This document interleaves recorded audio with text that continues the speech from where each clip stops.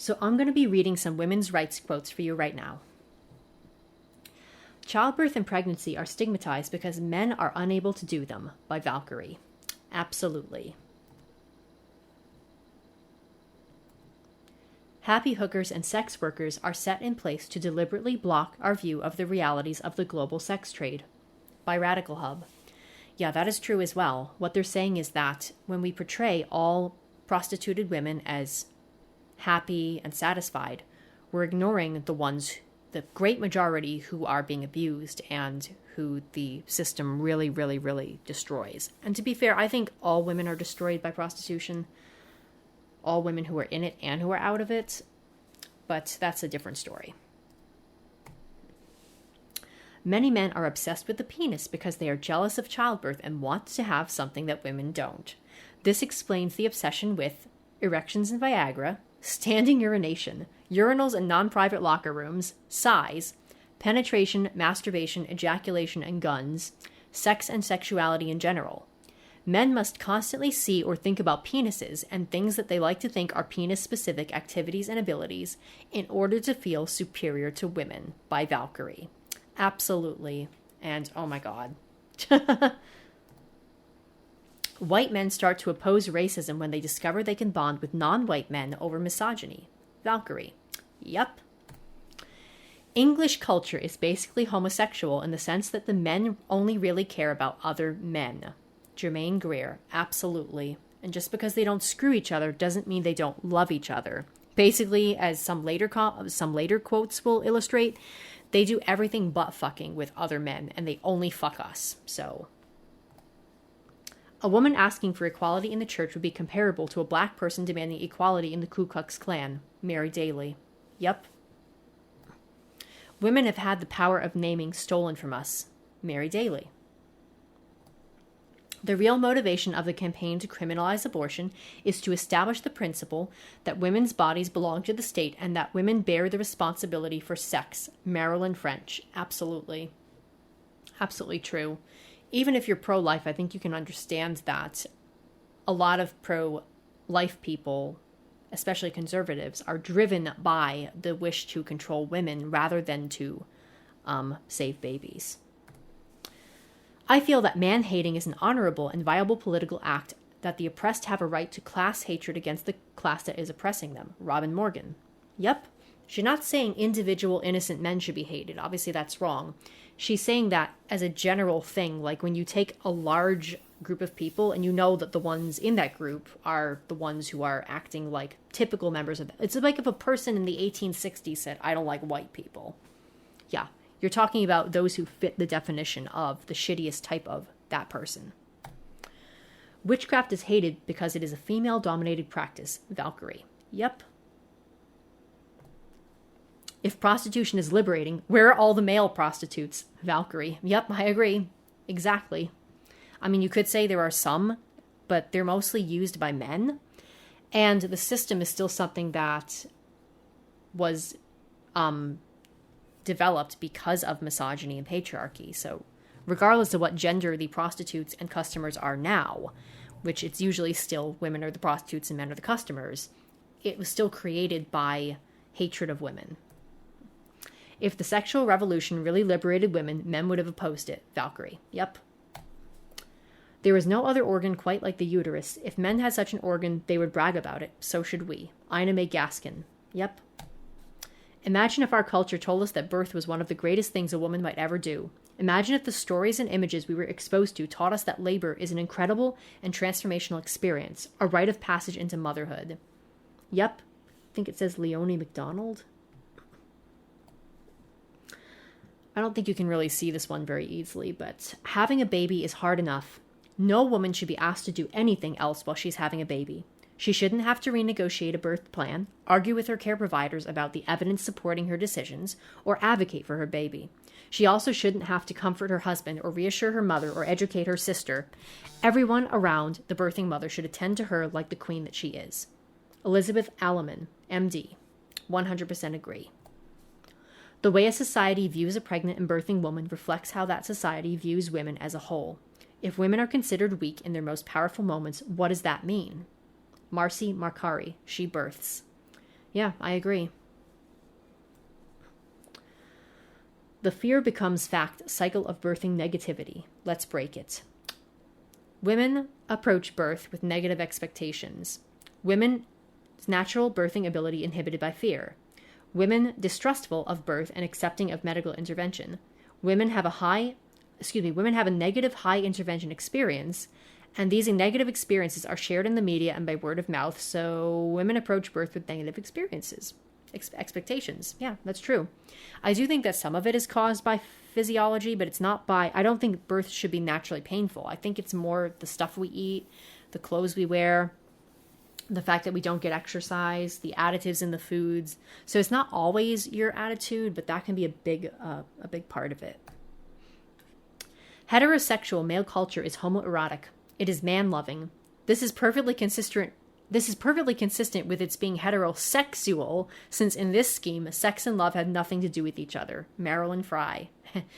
And I know the article that's from, and it's completely true. When you destroy midwives, you also destroy a body of knowledge that is shared by women that can't be put together by a bunch of surgeons or a bunch of male obstetricians, because physiologically, birth doesn't happen the same way around surgeons, medically trained doctors, as it does around sympathetic women. Ina May Gaskin. Yep. Men sell their soul to join the boys' club. If rejected, they return, still soiled with the filth they chose to roll in, and they demand women let them back into the Eden they cast themselves out of. When women refuse, men call women the devil and Eden hell. Valkyrie. Yep, totally. It's true. They want to act like dicks, and then they want us to accept them, and if we don't, then we're the bad guy. The word obstetrician means to stand in front of. The word midwife means with woman. One gives a picture of leadership, and the other gives a picture of partnership. You decide which is best for your needs. I can't really see what that says. I think it says the joyful doula, but I'm not sure. But yeah, it sounds like the word obstruct. In 1232, Pope Gregory the IX declared that cats were evil and associated with witchcraft and the devil. As a result, for the next 100 years, cats, and at times their owners, were killed in mass quantities in an effort to purge the world of such evil. With the result of its chief predator being killed off, the black rat population in Europe exploded, along with the bubonic plague that the rats carried, resulting in nearly a third of Europe's population dying from the disease. So I don't know how accurate this meme is or even who made it, but they're accusing misogynist witch haters for the plague, and I am here for all of it. I am just here for that. Love it. While gossip among women is universally ridiculed, gossip among men, especially if it is about women, is called theory, idea, or fact. Andrea Dworkin. Oh, I love her. Completely true. So much. It almost reminds. It's sort of in the same line of how a lot of men will say that they're logical, and they're not really being logical. They're just being like spewing their subjective opinions, but they'll call it logic because they want to back it up. This is the same thing. They'll call women's speech gossip when theirs is really no different. No one needs sex. I need it, or if you love me, is just a trick to get you to provide it. Valkyrie. Yep, true. I also hate when people refer to sex as it or something you provide, like it's something you give to somebody rather than something you do for each other or with each other. For 300 years, the church persecuted women with red hair, believing them to be witches who stole the fires of hell. Oh, Jesus. Every woman who has come to consciousness can recall an almost endless series of oppressive, violating, insulting, assaulting acts against herself. Every woman is battered by such assaults, is on a psychic level a battered woman. Mary Daly. Yeah, I agree with that.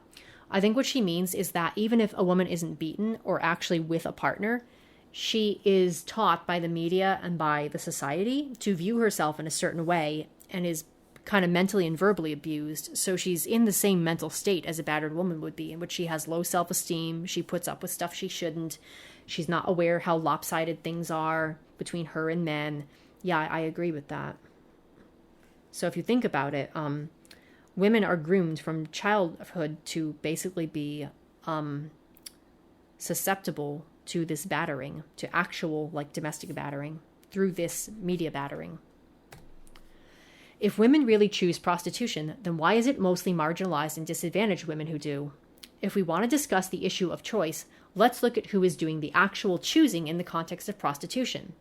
Surely the issue is not why women allegedly choose to be in prostitution, but why men choose to buy the bodies of millions of women and children worldwide and call it sex. I agree. Janice Raymond, I agree. It reminds me of how people will blame a woman for putting up with abuse instead of blaming a man for doing it. It's like, okay, who cares if she chose to be a prostitute, which I don't think is usually a choice. It doesn't change the fact that he's choosing to visit one, and he would only do that if he had a shitty conception of what sexuality meant. God's plan is often a front for men's plans and a cover for inadequacy, ignorance, and evil. Mary Daly. True. A lot of times when they can act like God said it, it covers up the fact that they're saying it, so it makes you less suspicious that they're the ones who are going to be benefiting from it. If you can say, oh, someone else said this, or society says it, or God said it, then it's less obvious that you're serving your own interests. Romanticism is a cultural tool of male power to keep women from knowing their conditions. Shulamith Firestone. Yeah, I agree. Because I'm not saying falling in love is. I don't think that's what she means. But she's saying that when you romanticize conditions that are actually unequal or lopsided, you kind of blind women to what's going on. They focus on the romanticism and just take things as a whole. And they don't analyze, well, gee, maybe I'm getting the short end of the stick. Sexism is not the fault of women. Kill your fathers, not your mothers. Robin Morgan. Yep, I agree. I do agree that sometimes women can behave improperly while in an oppressed position. Like, being oppressed does not automatically make you a good person, and oppressed people can choose to react inappropriately and harm other oppressed people or the innocent. But I get what she's saying. Mainly, it's something that men are doing. So if you have a mother who's treating her daughter in such a way, look first to what is the father doing, or what is the wider society doing that this mother is caught in, which may be influencing her behavior. Even if she's totally choosing to behave that way on her own, the sexism in our society is still a much more widespread and bigger problem. If you want a definition of what a coward is, it's needing to push a whole class of people down so that you can walk on top of them. The late, the great Andrea Dworkin. Yep, I agree. And I would go further. I would say it's not a coward so much as it's entitlement. Entitled people do that. Although I guess if you were trying to protect yourself from harm, I guess that would be cowardice. And when you try to gain privileges for yourself, that's entitlement. But anyway, small difference. Women are the only oppressed group who are required to love their oppressor. Julie Bindel. Yep, we're the only ones who are required to be romantically in love with them. And I think that creates a lot of differences in the nature of women as an oppressed group than with other groups. Because you literally have to live with and even give birth to and have these really close family and relational ties to the people who are potentially oppressing you or are benefiting from an oppressive system. And I think that's what leads to so many women who are called mentally ill. Because when you have oppression at that fundamentally close a level, it operates in a more mental way. If you can, live away from your oppressor, you can more easily sort of externalize everything. You can say, oh, I hate those people. They live over there on the other side of the tracks and they suck. But if you're living with somebody, it has to operate within the mind. So women end up getting called mentally insane because the nature of this setup means that the oppression hits us at a much deeper and invisible level. Too often, men react to women in positions of power with misogyny, often in sexualized terms. I've heard men in such situations talk about how I'd like to fuck that bitch and teach her a lesson, for example. That kind of reaction demonstrates that no matter what the class position of a man and woman, men can use the weapon of sexualized violence to attempt to assert their dominance. Robert Jensen. Bingo, absolutely. And I'd like to add to that the fact that the man even wants to dominate her rather than just people be equal. That's a problem in and of itself. And it also, I think what he's saying here is that power and social class are not the only problem, because even if a woman was richer than a man, he can still say that to her, and a bunch of men are going to support him. So if you're the queen of some country and a bunch of men, 50% of your population, all cheer when a man says, I'd like to fuck you and teach you a lesson, that's not really you're not really in a safe position. And I like to say that even taking the issue of power off the table, even ignoring whether one person is more powerful than the other, let's say that they were equally powerful. The fact that one person is treating you that way means that they are being hurtful and nasty, and that can hurt even if power is taken out of the equation. So you're going to be the, I wouldn't say oppressed in that case because power would not be a factor, but you're the victim in that case because you're the person who has to experience the hurtful behavior. Males do indeed deeply identify with unwanted fetal tissue, for they sense as their own condition the role of controller, possessor, inhabitor of women. Draining female energy, they feel fetal. Since this perpetual fetal state is fatal to the self of the eternal mother, the hostess, males fear that women's recognition of this real condition would render them infinitely unwanted. Mary Daly. Oh, wow. So she's talking about abortion. She's saying how a lot of times men will oppose abortion not because they care about the woman or because they care about the baby, but because they see themselves as a sort of fetus, because they're leeching off of us and taking advantage of us. And I couldn't be more in agreement. I'm personally pro-life myself, but I totally get how this works. Because, okay, draining female energy, they feel fetal. And since this perpetual fetal state is fatal to the self of the eternal mother hostess, males fear that we'll reject that. And that is true.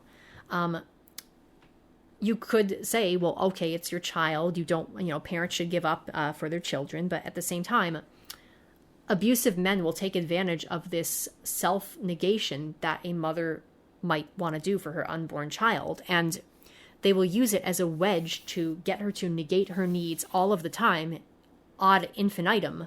Like, they want us to infinitely neglect our own needs, and they will take certain situations like parenthood or motherhood or pregnancy, situations in which a woman would negate her own needs to protect her own offspring and say, well, okay, you need to be self-negating all of the time. And that's because they want to benefit from the self-negation. As you can see, when women give birth, these men will just go crazy because the attention is not on them anymore, and the woman is not negating herself for their benefit anymore. So, like, a lot of times the necessary altruism that comes with being a parent of either sex will be used as a wedge by these abusive men to get the woman to give some of that kindness to him. And the anti-abuse advocates will say the same thing. They say that they look for kindness in women, not because they value kindness themselves, but because they want to be the beneficiary of that kindness. If being a sex object is a compliment, then why do men use sexual comments and rape threats as insults? Valkyrie, I don't know. They do.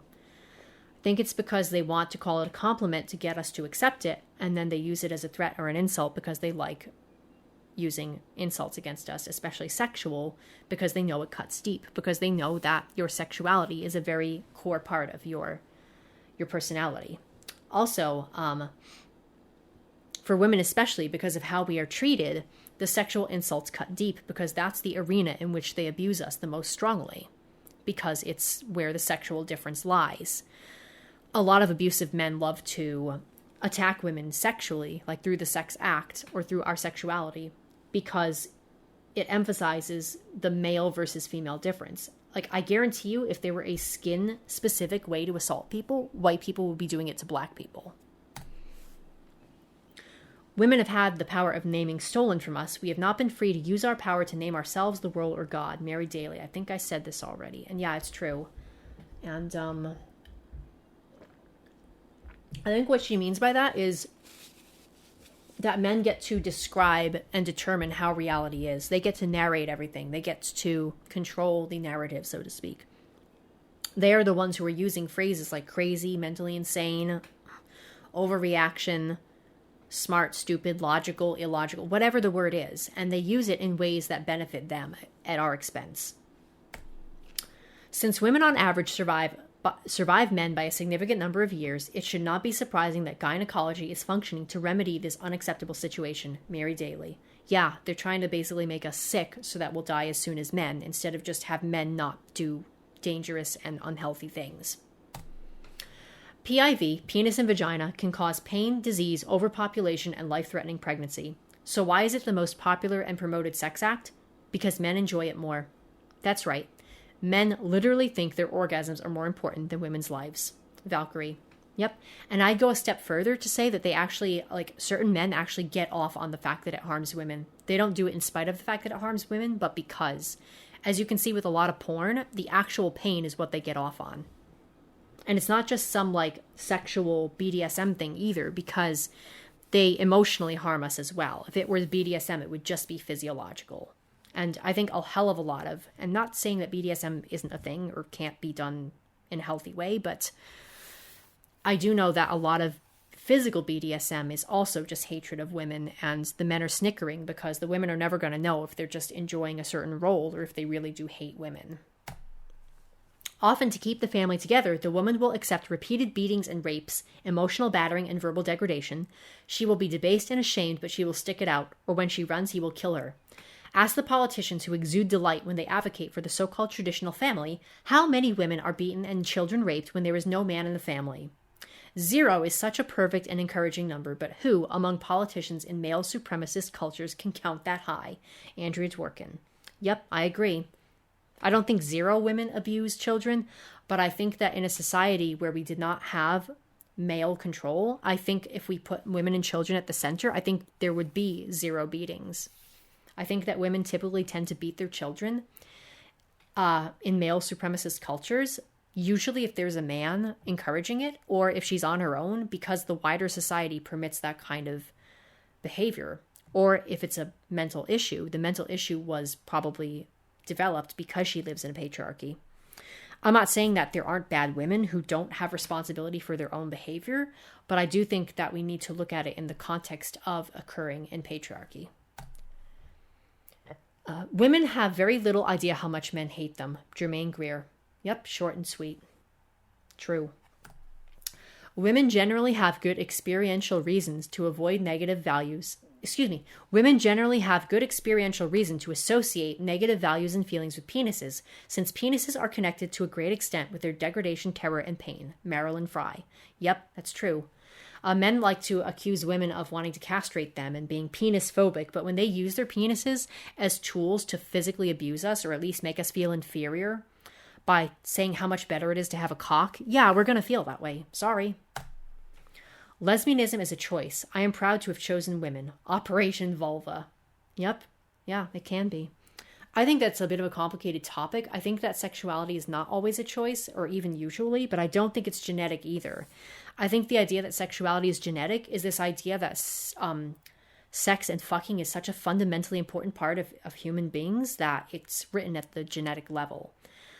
And that's a really hyper-masculine way to look at things. I also think that it's really weird that, how would your body know what to make you attracted to when attraction is something that happens in your mind, which is an abstract kind of a place. But that's a different topic for a different day. Untangling sex from aggression and violence, or the threat of it, is going to take a very long time. And the process is going to be greatly resisted as a challenge to the very heart of male dominance and male centrality. Gloria Steinem. Yeah, she's right. She's right. You ever see those film trailers where there's a guy punching the bad guy, or a car careening off a cliff, and then the male lead is kissing the female lead 5 seconds later? It's come on, that's fucking stupid. Sexual intercourse is an assertion of mastery, one that announces his own higher caste and proves it upon a victim who is expected to surrender, serve, and be satisfied. Kate Millett. Yep. That's what it's supposed to be.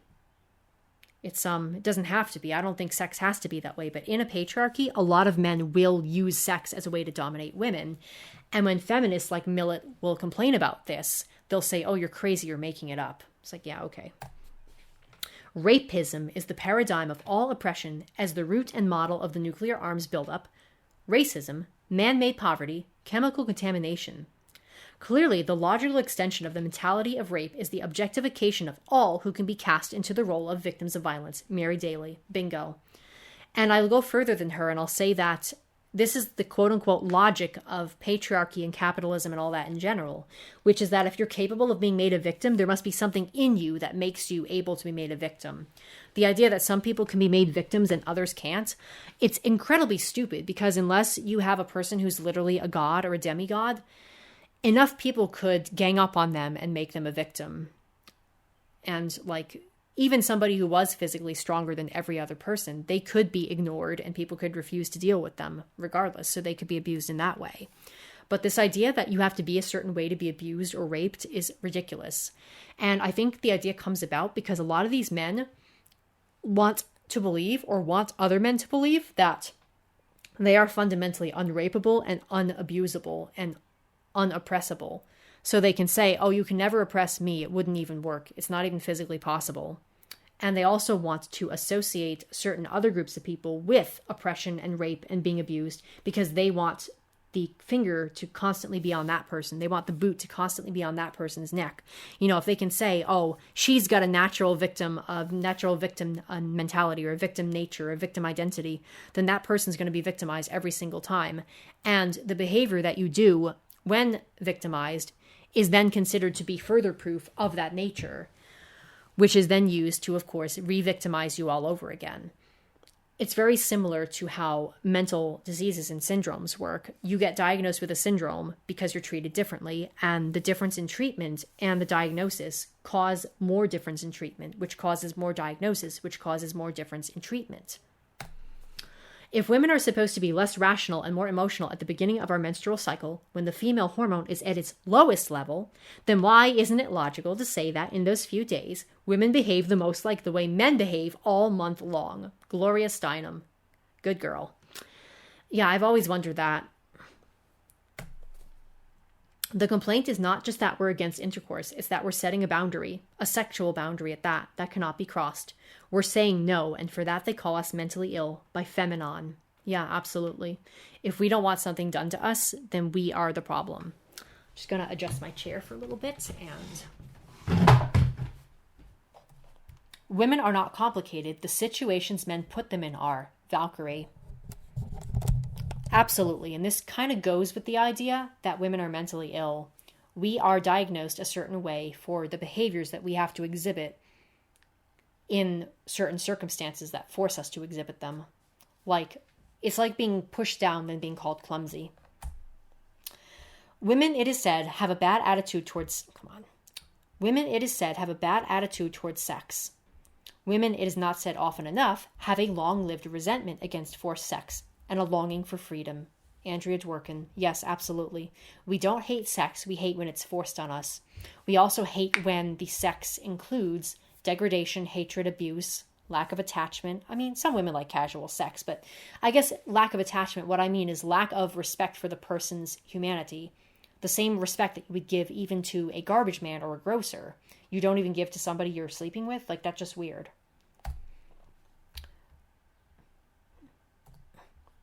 In a phallocracy, men conquer and punish women with the penis. This is why men mock small penises. A small penis can't do enough damage. It can't punish a woman to the extent she deserves for the crime of being born female. Valkyrie. Yep, agreed.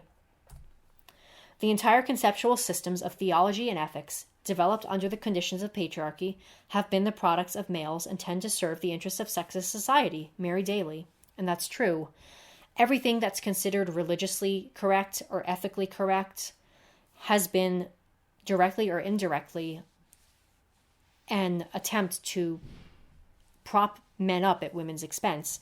For example, it's not considered ethical to do XYZ. Well, if you look, I can't really think of any examples, but if you really, really look underneath, you'll see that it's just like allowing men to abuse women. There's no other logical reason for whatever, like, okay, you could take the concept of illegitimacy, like illegitimate children. Now, what possible good can that concept do except to abuse the mistress woman and her innocent child who's done nothing? The concept of illegitimacy, for example, is like, it's saying that if a man officially chooses you publicly, then you and your children have some inherent better value. And if a man doesn't choose you, or if he chooses you in secret, or if he's using you as a side piece, then you and your children don't have value. So it basically says that who a man chooses is the one who has value. Men get to bestow value upon women. And this kind of system, which is ostensibly supposed to make it so that men stay and provide for their women and children, actually normalizes male domination of and deadbeat dad towards women and children. Deadbeat dadism.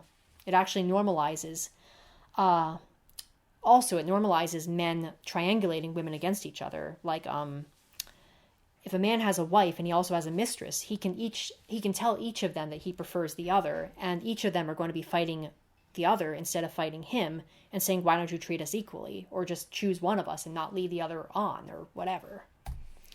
Girls are taught to view their bodies as unending projects to work on, whereas boys from a young age are taught to view their bodies as tools to master their environment. Gloria Steinem. That's true. That's true. Everybody should be taught to use their body as maybe not a tool to master their environment, but as a tool to use in the environment. Women do not overanalyze men. Men are just more likely to say confusing, ambiguous, and problematic things to women than women are to men. Of course women ask more questions. Valkyrie. Yeah, absolutely. You can't just call somebody an overanalyzer after you purposely said something that was buried at a super deep level that they would have to analyze in order to make sense out of, or to get at, or to criticize. PIV, penis and vagina, is the most popular sex act because the woman is more likely to suffer the consequences. Valkyrie. Absolutely. And I think that a lot of men like it that way. Witchcraft is hated because it is... Oh, we already said this. The gynecological profession and the popularizing media have combined their efforts to make the poisoning of women appear acceptable. Just as popping the pill is both normal and normative for younger women, so is estrogen replacement therapy for their mothers and older sisters. Mary Daly. Absolutely. Absolutely. And you wonder how much of this hormonal imbalance in the first place is caused by living in a patriarchy. I mean, the mental and psychological damage that's caused by a lot of this stress of living with certain types of men and living among this capitalist society that patriarchy caused can cause like physical health issues.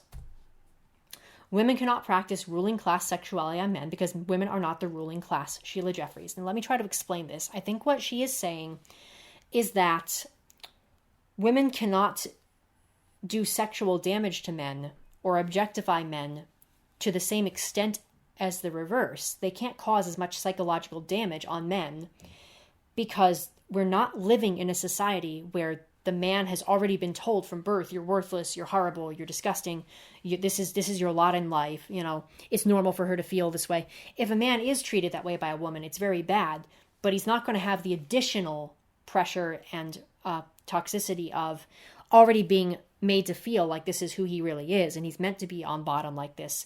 And it's not like there's a bunch of people supporting the woman. It's not like there's a bunch of Steven Crowder type guys and bar bros sitting around and cheering the woman on when she abuses a man or rapes a man. It's not like it is how they cheer on men. So a male rapist or abuser is able to do a lot more damage, even though morally you'd say it's the same level of evil. So also, you've heard men say things like, oh, I wish a bunch of women would sexually harass me. And it's like, yeah, I mean, maybe that feels okay in a society where women are not usually hating you and are not usually going to objectify you when you do that. I mean, a woman who sexually harasses you, quote unquote harasses, is probably still treating you like a human being. And even if she's not, you don't have to deal with the fact that 60% of other women are going to act the same way. You don't have to deal with the fact that people are going to tell you, oh, that's just how you have to put up with it. That's who you are. Men who are treated that way know in the back of their heads that if things got too mean, they would have somebody to back them up, and that there's no social system encouraging women to devalue men like this and to encourage men to believe the devaluement. Don't accept rides from strange men and remember that all men are strange. Robin Morgan. Yep. We live in a profoundly anti-female society, a misogynistic civilization in which men collectively victimize women, attacking us as personifications of their own paranoid fears as the enemy. Within this society, it is men who rape, who sap women's energy, and who deny women economic and political power. Mary Daly. Yeah, she's right, we do. Even in areas where it's not gender related, this misogyny, like, it permeates into that. Like, it's just a nasty, the whole society, it's like there's nowhere to run. For men, their right to control and abuse the bodies of women is the one comforting constant in a world rigged to blow up, but they do not know when. Andrea Dworkin. Yep. It's instead of trying to fight against that kind of world or drop out or refuse to participate, they just abuse somebody else. Now, I hate to say it, but a lot of white feminists will do the same thing to black women, and a lot of mothers will do that to daughters. So maybe it's not a male thing, maybe it's just a human thing. But men are certainly allowed to do it more by society. Men have taken control, and they allow each other to behave this way, to throw other groups of people under the bus. But if women throw other women under the bus, men will call us catty, even though they're the ones who are doing it themselves. So I don't think it's really acceptable for anybody to abuse somebody else just to protect themselves or to comfort themselves. And there are many, many, many women who are living not only with the same, I think she's referring to the Cold War era, there are women who are living in the exact same conditions and also living with these shitty men who manage not to control and abuse other people. So there's no excuse for whatever person of whatever sex chooses to do that. There's no excuse. Perhaps nothing is so depressing in patriarchy as the fact that the more genial human traits are assigned to the underclass. Affection, response to sympathy, kindness, cheerfulness. Kate Millett. She's right. She's right. It's really disgusting how just being a decent person is considered to be terrible in a patriarchy. Oh, and the worst thing about that is that our society still officially acknowledges that those things are positive. So men can't just say, oh, I didn't know. I didn't know those were good qualities. Yeah, you did. If you add up all the forms of gynocide, from female infanticide and genital mutilation to so-called honor crimes, sex trafficking, and domestic abuse, everything, we lose about 6 million humans every year just because they were born female. That's a Holocaust every year. Gloria Steinem. And she's both female and Jewish, so she can say that. Under patriarchy, every woman's son is her potential betrayer. Andrea Dworkin. Yeah, I get that. I don't have kids, but I totally get how scary that would be to know that your son is going to come out to be one of those same guys that your husband is, potentially. And I think a lot of times the woman will she might be hyper vigilant to any misogyny in her son and end up being very controlling, which ends up encouraging him deeper into the arms of the men who sell liberation as a sort of they sell liberation as a sort of an antidote. And with that liberation, they catch the man and they sort of encourage him to become the misogynist that the woman feared he would become. So it kind of fulfills the cycle. And she thinks, oh, well, I predicted it. I knew he was going to behave that way. There are men who don't behave that way. But like she says, it's her potential betrayer, not definite. It's even sadder because instead of just knowing that he's going to betray you, you don't know because some men turn out good. So you spend all that time thinking, oh shit, is this boy going to turn out to be just like all the others? Pornography is not egalitarian and gender-free. It is predicated upon the inequality of women, and it is the propaganda that makes that inequality sexy. Sheila Jeffries. Bingo. Even when you have like women on women or men on men or even a woman dominating a man, it's an imitation of the initial man dominating woman. I would also like to say that the idea that the pornography is like, it's loveless sex. I'm not saying you can't have casual sex or that you have to have a really, really close relationship to have sex, but it's this almost dehumanization of anybody you want to have sex with, this insistence on being as emotionally distant as possible, even more than you would be with any other stranger.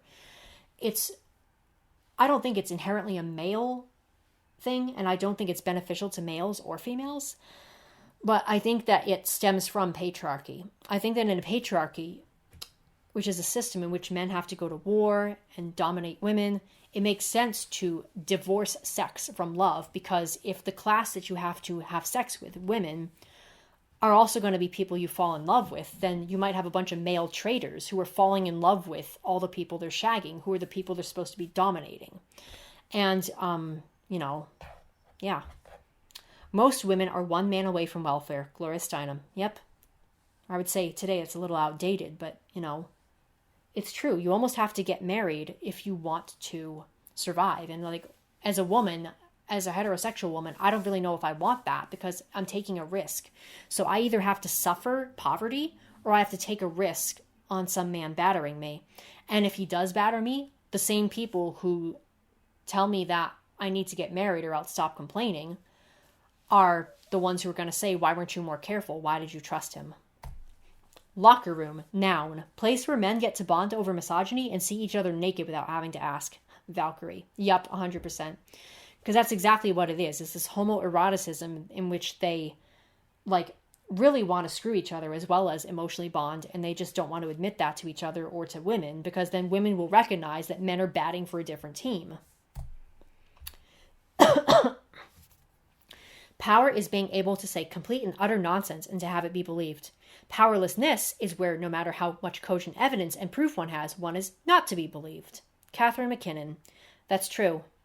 That's absolutely true, because if you can't have somebody cooperate with you and listen to what you say, then there's nothing you can do to prove your point. And this is where women develop the habit of trying to explain themselves all the time, which I get it. There's not really always any other option, but it doesn't really work. And no matter how logical you are, the man's going to say you're illogical anyway. In fact, if you're very, very logical and focus on just the facts, this means you're interested in the topic, which means you're emotional, which means you're illogical after all.